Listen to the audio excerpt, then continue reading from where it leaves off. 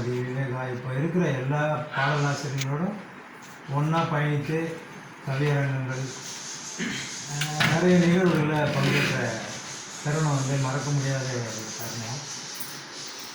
தமிழ்ச்செல்வன் சொன்னது போல் எங்களுடைய கவிதைகளை கேட்டுவிட்டு எங்களோட பயணிக்கலாமா வேணாவா அப்படின்னு பயந்து போனவங்களாம் இப்போ முதன்மையான இடத்துல இருக்காங்க. அது காரணம் என்னன்னா, அவர் வந்து தொழில் சார்ந்து பத்திரிகை துறையில் பயணிச்சிட்டார்.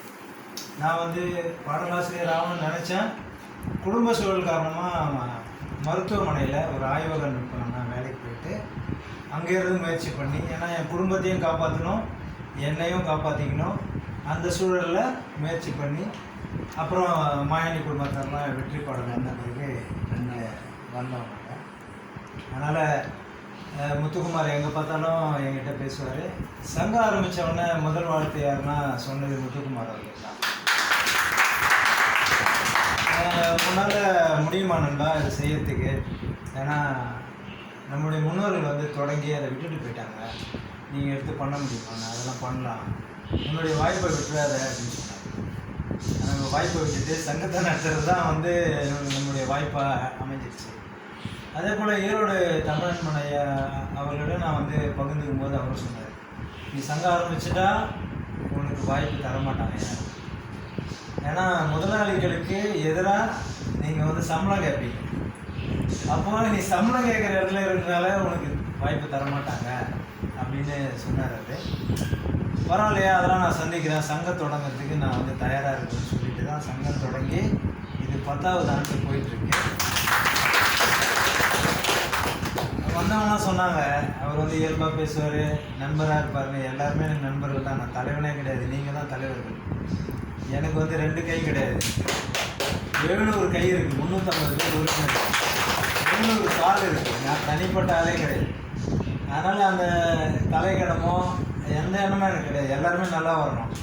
நான் சினிமாவுக்கு வரும்போது எனக்கு யாருமே வாய்ப்பு தரல, நானே தான் முட்டி மோதி ஒரு இடத்துக்கு நான் வந்தேன். ஆனால் இப்போது என்னால் முடிஞ்சது, நீ அங்கே போய் பாரு, உனக்கு வாய்ப்பு கிடைக்கும், அவங்கள போய் பாரு, அதை செய்ய முடியும். நீங்கள் இந்த பாட்டு எதுனா உங்களுக்கு வந்து ராயல்ட்டி வரும், அந்த வழியெல்லாம் சொல்கிறதுக்கு ஒரு இடம் தேவைப்படுது. அதுதான் சங்கம். அந்த சங்கத்தை வந்து தொடர்ச்சியாக நம்ம பண்ணிட்டு இருக்கோம். தம்பி வந்து புஷ்கின் பற்றி பேசினார். அந்த புஷ்கின் இலக்கிய அமைப்பிலையும் நான் வந்து நிறைய பயணிச்சிருக்கேன். அந்த ரஷ்ய கலாச்சார மையத்தில் மேத்தா தலைமையில் ஒரு கவியரங்கம். அந்த கவியரங்கத்தில் நான் பங்கேற்கல, நான் வந்து ஒரு பார்வையாளனாக உட்கார்ந்த போது முதல் முறையாக மேத்தா அவர்கள் வந்து பார்வையாளனை சந்திக்க வைக்கக்கூடிய ஒரு கேள்வியை கேட்குறாரு. மரம் ஏன் தலையசைக்கிறது, நீங்கள் பதில் சொல்லுங்கள் அப்படின்னு சொல்லிட்டு யாரும் சொல்லலை. நான் எழுந்து சொன்ன மரம் ஜனாதிபதியாக இருந்திருக்கும் என்று நான் சொன்னேன். நான் யார் சொன்னாலும் நான் தலையை அசைக்கிறவர் தான் ஜனாதிபதியில். அப்போ உடனே மேத்தா அந்த மேடையில் கூப்பிட்டு சிறப்பு செய்தார். நான் புஷ்கின் சொன்னதுனால புஷ்கினை பற்றி சொல்லிட்டு இருந்தேன். அப்புறம் அம்மாவை பற்றி நிறைய சொல்லிகிட்டு இருந்தார்.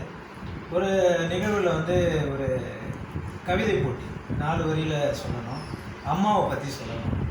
எல்லோரும் நிறைய பக்கமாலாம், அதாவது 4 வரினா எப்படி எப்படியும் சொல்லியிருப்பாங்க. எனக்கு வந்து அதில் முதல் பரிசு கிடச்சிது. எழுத படிக்க தெரியாத என் தாய் எழுதினால் ஒரு வரி கவிதை அது நான் அப்படின்ட்டு அந்த மாதிரி என்னுடைய கவிதைகள் வந்து இப்போ பயணிக்கிற எல்லா கவிஞர்களும் படிச்சிருப்பாங்க, படிச்சுட்டு என்னை பாராட்டுவாங்க. அதே நேரத்தில் இவன் சினிமாவில் வந்துடக்கூடாதுன்னு நினச்சவங்க இருக்கிறாங்க. இப்பயும் அந்த எண்ணத்தோடு என்கிட்ட பழகிறவங்களும் இருக்காங்க. அதை பற்றிலாம் நான் கவலையே படலை. நான் வரவங்களுக்கும் கை காட்டுவேன், எனக்கு வர வாய்ப்பையே நான் எழுதுவேன். இப்படி தான் என்னுடைய பயணம்.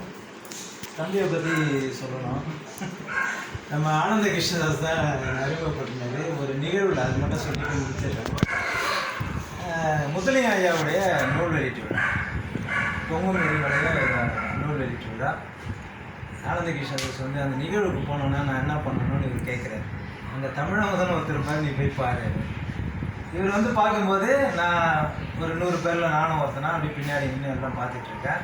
இவர் வந்து என்கிட்ட பேசுகிறாரு, கொள்கிறாரு, எல்லாம் கூட இருக்கும். திடீர்னு வைரமுத்து வராரு. ஆனால் இது கொஞ்சம் ஃபோட்டோ எடுத்து கொடுங்க அப்படின்னு சொல்லிட்டு என்கிட்ட மொபைலை கொடுக்குறாரு. நான் ஃபோட்டோலாம் எடுத்து கொடுக்குறேன். கொடுத்து முடிச்சுட்டு அதுக்கப்புறம் நாங்கள் வந்து வெளியில் தேநீர் அருந்த போகிறோம். அங்கே வெளியில் இருக்கவங்களாம் எனக்கு வணக்கம் சொல்கிறாங்க, நானும் இயல்பாக வணக்கம் சொல்கிறேன். ஆனந்த கிருஷ்ணதாஸ் வந்த பிறகு அவர் யார் கேட்குறாரு, அவர் தான் பாடலாசி சங்க தலைவர் அப்படின்னு சொன்ன உடனே எனக்கு ஒரு ஷாக்கு. அவர் ஒரு தலைவர் மாதிரியே நடக்க மாட்டேன்றாரு, நான் எப்படி, ஏன்னா நீயாவது சொல்லி விடக்கூடாதா அப்படின்னு சொல்லிட்டு 2 பேரும் இது பண்ணிக்கிட்டாங்க. என்னுடைய எளிமையின் காரணமாக அவர் வந்து என் பேரை சேர்த்துக்கிறார், மற்றபடி வேறு எதுக்கும் இல்லை. அவர் ஒரு சிறந்த கவிஞர், உண்மையாலுமே நல்ல, அதாவது எல்லாருமே வந்து எழுதலாம், ஆனால் ஒரு அமைப்பை தொடங்கி அடுத்தவங்களுக்கு வழிகாட்டணும்னு நினைக்கிற ஒரு எண்ணம் இருந்தால் மட்டும்தான் அதை செய்யணும். அது வந்து கவியமுதனுக்கு இருக்குது. அது வந்து இந்த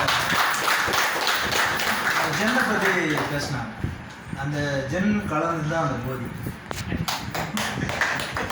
சரிங்களா? அதனால தான் அவங்க 2 பேரும் ஒன்றா நினைச்சு செய்கிறாங்க.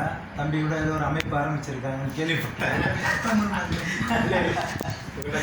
இல்லை நல்ல விஷயம் தான். எல்லாருமே ஒரு அமைப்பு ஆரம்பிக்கணும், அந்த அமைப்பு மூலமாக பல 100 கவிஞர்கள் வெளியில் வரணும். ஏன்னா கவிதை உறவு இல்லைன்னா நான் இல்லை. அதுமாதிரி நிறைய இலக்கிய அமைப்புகள் இருக்குது. சொன்ன மாதிரி வடசந்தையில் வந்து சனி ஞாயிறு ஆனால் பல கவியரங்கங்கள் அங்கே நடக்கும். இப்போலாம் அப்போ கிடையாது, மொட்டை மாடிகளில் நடக்கும். கவிஞர் அறிவுமணின்னு ஒருத்தர், அவர் தான் வந்து வைரமுத்து அவர்களுக்கு வந்து சாட்சி கையெழுத்துப்பட்டார். பொன்மணிக்கும் வைரமுத்துக்கும் திருமணம் நடக்கிறதுக்காக கவிஞர் அறிவுமணி தான் சாட்சி கையெழுத்துப்பட்டார். அவரோட நான் பயணிச்சிருக்கேன். அவர் என்னுடைய கவிதையெல்லாம் பார்த்துட்டு நீ என் கூட வா அப்படின்னு சொல்லிட்டு என்னை கூட்டிகிட்டு போயிட்டார். அதே மாதிரி தான் தமிழன்பன் ஐயாவும் அவருடைய கவிதையை பார்த்துட்டு நான் பின்னாடி போனேன், அவர் என்னுடைய கவிதையை பார்த்துட்டு இப்போ என்னை கூட கூட்டிகிட்டு போனார். அதனால் நீங்கள் வந்து தொடர்ந்து பயணிக்கணும், தொடர்ந்து எழுதணும். இப்போ ஐயா வந்து விஸ்வமித்திரன் ஐயா வந்து சொன்னார், இது மாதிரி நான் சினிமாவில் வந்து எல்லாம் ஏமாற்றி